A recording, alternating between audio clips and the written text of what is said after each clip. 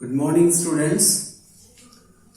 कल मैं आपको मेंडलीव्स पीरियोडिक क्लासिफिकेशन के बारे में समझाया था, तो उसमें कुछ एनोमेलस पॉइंट्स रह गया था। तो उस एनोमेलस पॉइंट्स को हटाने के लिए जो साइंटिस्ट पीरियोडिक टेबल में एलिमेंट्स को एक न्यू फॉर्म में अरेंज किया था, न्यू फॉर्म मीन्स उनका बेसिस को चेंज किया गया था। पीरियोडिक टेबल तो करीब करीब वही था। तो साइंटिस्ट का नाम है हेनरी मोसले, जिन्होंने मॉडर्न पीरियोडिक लॉ दिया था। क्योंकि मेंडलीव्स पीरियोडिक लॉ के हिसाब से इसमें कुछ एनोमेलस पॉइंट्स आ जाते हैं, मीन्स कुछ असंगतियां इसमें रह जाती है। तो इनको हटाने के लिए मोसले ने न्यू फॉर्म में एक पीरियोडिक लॉ दिया था, जिनको हम मॉडर्न पीरियोडिक लॉ कहते हैं। तो present basis for the classification of elements क्या है? वो एटॉमिक नंबर है।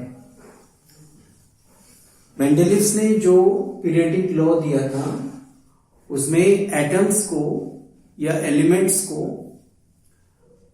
एटॉमिक मास के आधार पर अरेंज किया गया था। लेकिन according to modern periodic law elements को हम एटॉमिक नंबर के हिसाब से अरेंज करते हैं। तो मॉडर्न पीरियोडिक लॉ क्या है? The properties of elements are a periodic function of their atomic number. तो मेंडलीव्स पीरियोडिक लॉ और मॉडर्न पीरियोडिक लॉ, इसमें जस्ट एक वर्ड का डिफरेंस है। मेंडलीव्स पीरियोडिक लॉ में इस पोजीशन में मास है और मॉडर्न पीरियोडिक लॉ में यहां पे नंबर्स है। याद रहेगा? तो मेंडलीव्स पीरियोडिक लॉ पूछा जाए तो यहां पे मास लिखना है नंबर के जगह पे, और मॉडर्न पीरियोडिक लॉ पूछा जाए इस पोजीशन में नंबर आ जाएगा। और एक बार बता देता हूं, modern periodic law, the properties of elements are a periodic function of their atomic number. किसने मॉडर्न पीरियोडिक लॉ दिया था? उस साइंटिस्ट का नाम है हेनरी मोसले।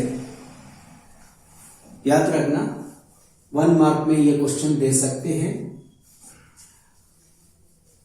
अब आपको समझना है मॉडर्न पीरियोडिक लॉ से मेंडलीव्स पीरियोडिक क्लासिफिकेशन में जो सब एनोमेलस पॉइंट्स था उनको हम कैसे रिमूव करते हैं। देखो, मॉडर्न पीरियोडिक लॉ से जो 3 anomalous points Mendeleev's periodic classification में था, उन तीनों को हम हटा सकते हैं। और ये एक इंपॉर्टेंट क्वेश्चन है, जो क्वेश्चन बार बार पेपर में पूछा जाता है, जो how were the anomalous points of Mendeleev's classification eradicated bye modern periodic law. तो आपको ये 3 पॉइंट्स के बारे में बताना है। ये 3 पॉइंट्स क्या क्या है, एक बार समझ लो।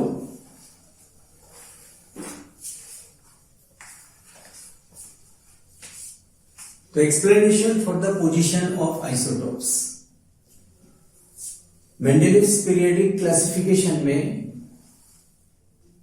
हम क्या देखते हैं? हम देखते हैं जो उसमें एलिमेंट्स को मास के हिसाब से according to increasing atomic mass उन्होंने अरेंज किया था। तो आप जानते हो आइसोटोप्स का, एक ही एलिमेंट्स का जो आइसोटोप होते हैं, उस आइसोटोप्स का डिफरेंट मासेस होता है।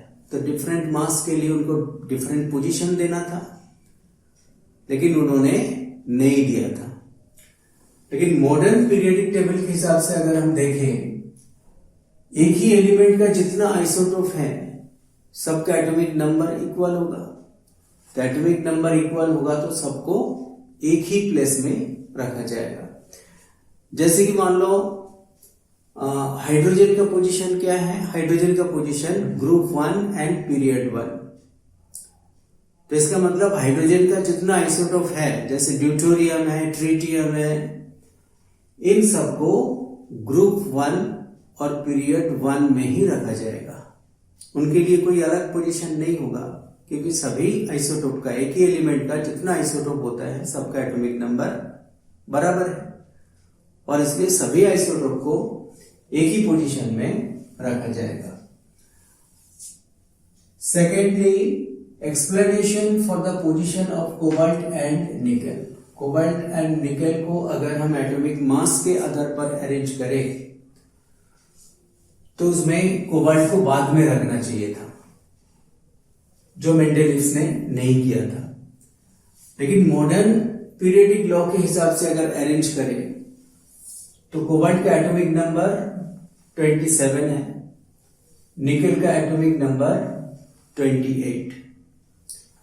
तो मॉडर्न पीरियडिक लॉ के हिसाब से हम एटॉमिक नंबर के आधार पर अरेंज करेंगे। तो एटॉमिक नंबर के आधार पर अगर अरेंज करें, that means increasing atomic number के हिसाब से, तो कोबाल्ट को हम पहले ही रखेंगे, निकेल को बाद में रखेंगे। तो इसका मतलब जो पोजीशन मेंडेलिव्स ने दिया था वो पोजीशन सही था, मास के हिसाब से नहीं, एटॉमिक नंबर के हिसाब से सही है। Thirdly, explanation for the position of hydrogen. Mendeleev's ने हाइड्रोजन को दो पोजीशन में रखा था, एक बार ग्रुप 1 के साथ और एक बार ओल्ड पीरियडिक टेबल में ग्रुप 7 के साथ। मीन्स जो हेलोजेंस रहते हैं जिस ग्रुप में, उस ग्रुप के साथ रखा था उन्होंने। तो एक ही एलिमेंट को दो पोजीशन में हम नहीं रख सकते हैं अकॉर्डिंग टू द लॉ, और इसलिए मॉडर्न पीरियडिक लॉ के हिसाब से जो मॉडर्न पीरियडिक टेबल बनाया गया है उसमें हाइड्रोजन को एक ही पोजीशन में रखा गया है। तो ओल्ड पीरियडिक टेबल का जो ग्रुप 7 है, मॉडर्न पीरियडिक टेबल में वो ग्रुप 17 है। तो ग्रुप 7 या 17 यहां से हाइड्रोजन को हटाया गया है। दैट मीन्स हेलोजन के साथ जो रखा गया था, अब मॉडर्न पीरियडिक लॉ में हाइड्रोजन को हेलोजन के साथ नहीं रखा गया है। हाइड्रोजन को किसके साथ रखा गया है? हाइड्रोजन को एल्कली मेटल के साथ रखा गया है। दैट मीन्स ग्रुप 1 में रखा गया है और उनको एक ही पोजीशन दिया गया है। तो हाइड्रोजन का पोजीशन जो है उनके बारे में भी कोई प्रॉब्लम नहीं होता है। तो इस प्रकार से मेंडेलिव्स क्लासिफिकेशन में जो तीनों एनोमेलस पॉइंट्स हैं, वही मॉडर्न पीरियडिक लॉ तीनों एनोमेलस पॉइंट्स को हम हटा सकते हैं। नेक्स्ट और एक पॉइंट है जो explanation of modern periodic law. तो मॉडर्न पीरियडिक लॉ के हिसाब से जो आफ्टर सर्टेन इंटरवल जब हम एलिमेंट्स को according to their increasing atomic number arrange करते हैं, आफ्टर ए सर्टेन इंटरवल कुछ एलिमेंट्स प्रॉपर्टीज को पहले वाले एलिमेंट्स के साथ रिपीट करते हैं। मीन्स एक ही टाइप के प्रॉपर्टी हमें मिलते हैं। ये कैसे पॉसिबल होता है वो एक बार समझ लो। यहां पे देखो, lithium, beryllium, boron, carbon, nitrogen, oxygen, fluorine, neon, इन सबके atomic number 3, 4, 5, 6, 7, 8, 9, 10। That means according to increasing atomic number इन सब एलिमेंट्स को अरेंज किया गया है। नियन के बाद एटॉमिक नंबर 11 सोडियम का है, एटॉमिक नंबर 12 मैग्नीशियम का है। तो similarly aluminium, silicon, phosphorus etcetera, यहाँ पे जो एलिमेंट्स के बारे में यहाँ पे बताया गया है इन सबके एटॉमिक नंबर 13, 14, 15, 16, 17, 18 है। अगर इन सबकी इलेक्ट्रॉनिक कॉन्फ़िगरेशन अगर हम लिखें तो लिथियम से अगर स्टार्ट करें तो लिथियम का इलेक्ट्रॉनिक कॉन्फ़िगरेशन 2 1 हो जाएगा, बेरिलियम का 2 2, सिमिलरली बोरोन का 2 3, कार्बन का 2 4, नाइट्रोजन का 2 5, ऑक्सीजन का 2 6, फ्लोरीन का 2 7 हो जाएगा, नियॉन का 2 8 हो जाएगा। तो यहाँ पे ऑक्टेट स्टेट पूरा हो रहे हैं और इसलिए नियॉन क्या होगा, ये एक इनर्ट गैस हो जाएगा, ये किसी के साथ रिएक्शन नहीं करेगा। उसके बाद सोडियम की इलेक्ट्रॉनिक कॉन्फ़िगरेशन क्या हो जाएगा, 2 8 1। तो यहाँ पे नंबर ऑफ वैलेंस इलेक्ट्रॉन्स यहां पर देखो तो लिथियम का नंबर ऑफ वैलेंस इलेक्ट्रॉन 1 है, सोडियम का भी नंबर ऑफ वैलेंस इलेक्ट्रॉन 1 है। सिमिलरली यहाँ पे बेरिलियम का नंबर ऑफ वैलेंस इलेक्ट्रॉन 2 है, मैग्नीशियम का भी वैलेंस इलेक्ट्रॉन्स 2 है।